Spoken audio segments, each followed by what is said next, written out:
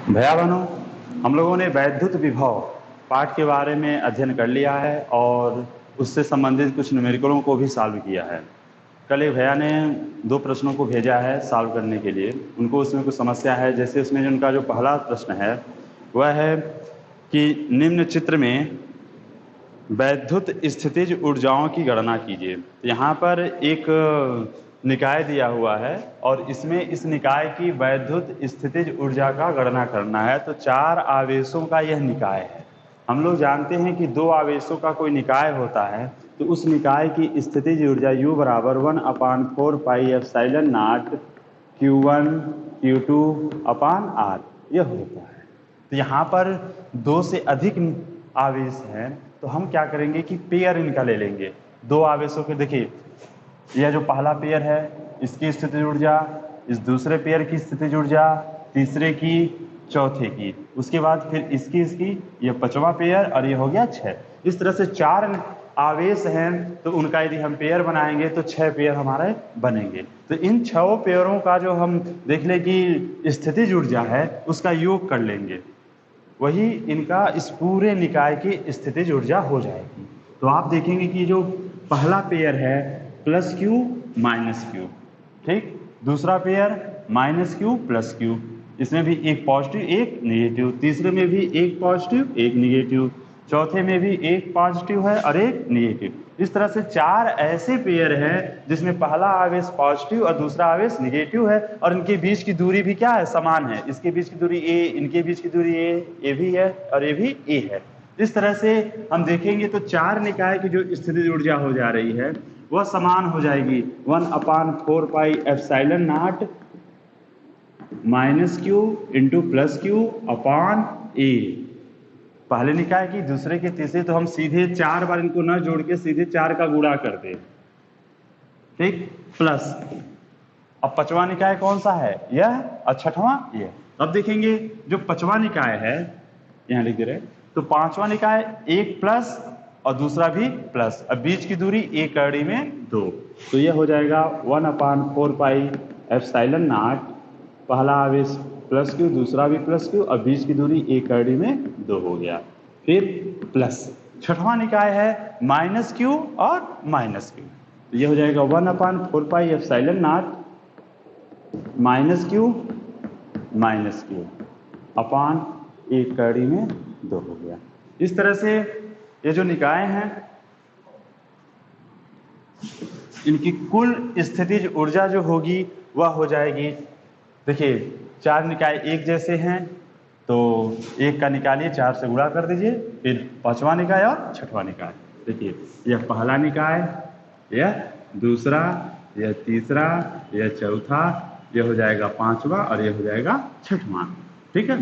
तो अब यहाँ पर हम लोग इसको सॉल्व करेंगे तो देखिए हो जाएगा U बराबर 4 गुणे 1/4 पाई एप्सिलॉन नॉट, यह minus Q square upon a plus 1/4 pi epsilon not Q square upon a कड़ी में 2 और ये हो जाएगा प्लस माइनस माइनस प्लस हो जाएगा, तो 1/4 pi epsilon not Q square upon 2 a कड़ी में 2 हो गया, ठीक है।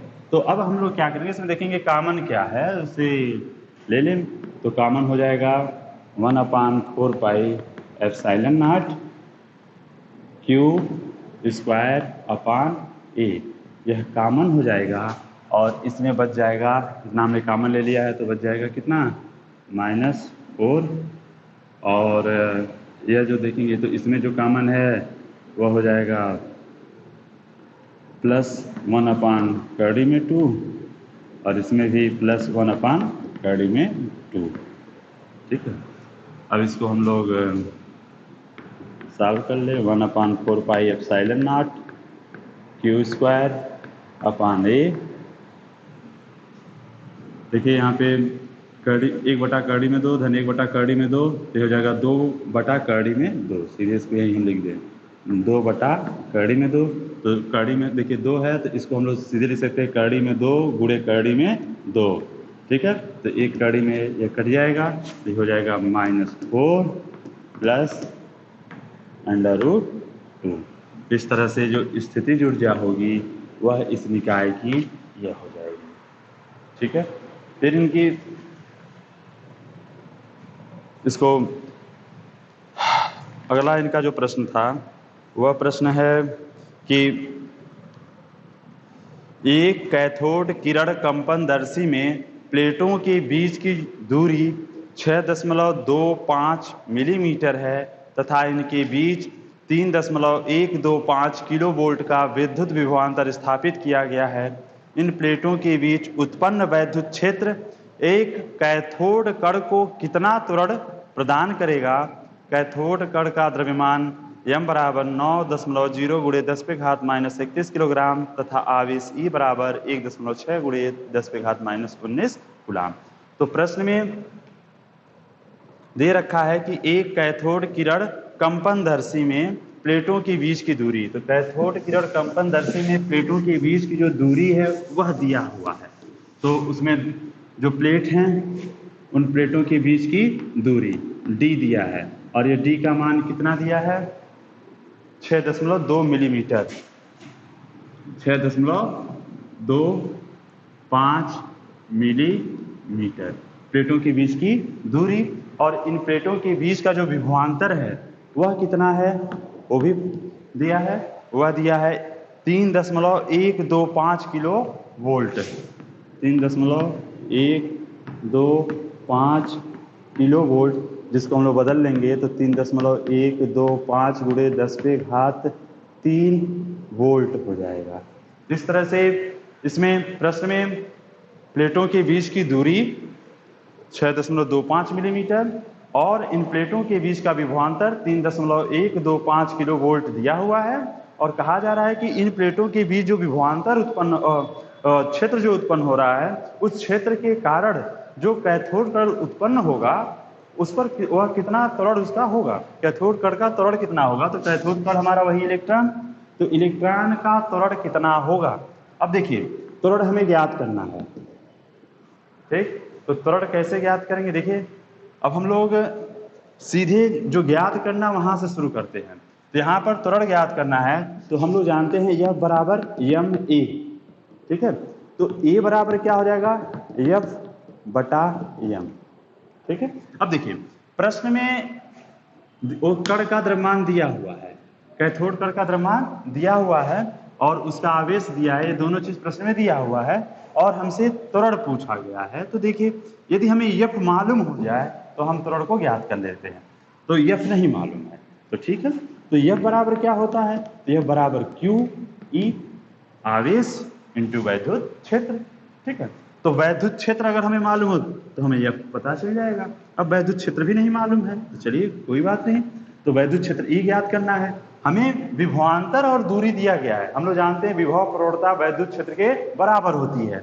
तो विभव प्रवणता वैद्युत क्षेत्र के देखिए बराबर होती है, तो मतलब वैद्युत क्षेत्र E बराबर विभव प्रवणता मतलब V/d, ठीक है। तो हमें V मालूम है विभवांतर और दूरी मालूम है तो वैद्युत क्षेत्र निकल जाएगा। इस तरह से हमें देखिए विभवांतर और दूरी से हमें वैद्युत क्षेत्र मिल जाएगा। वैद्युत क्षेत्र मालूम हो गया तो हम उसकी सहायता से बल ज्ञात कर लेंगे और जब बल ज्ञात हो गया तो त्वरण के सूत्र में रखकर त्वरण ज्ञात कर लेंगे, ठीक है। तो अब हम क्रम से अपना चलते हैं। तो देखिए पहला काम हम क्या करेंगे? वैद्युत क्षेत्र ज्ञात करेंगे। तो वैद्युत क्षेत्र E बराबर V/d और V का मान है 3.125 × 10⁻³ और दूरी का मान है 6.25 मिलीमीटर, इसको मीटर में बदलेंगे तो 10⁻³ से गुणा कर देंगे तो 3.125 बटे 6.25।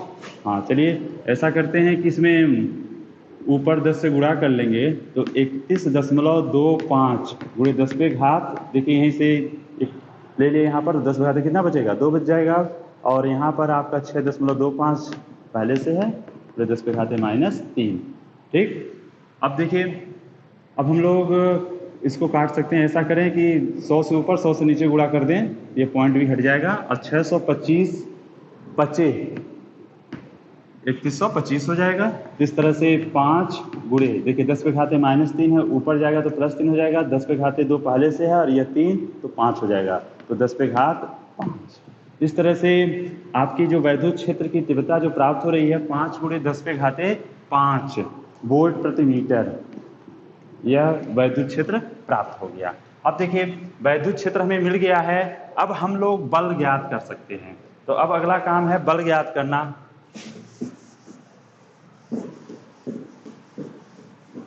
तो बल F बराबर क्या होगा, QE।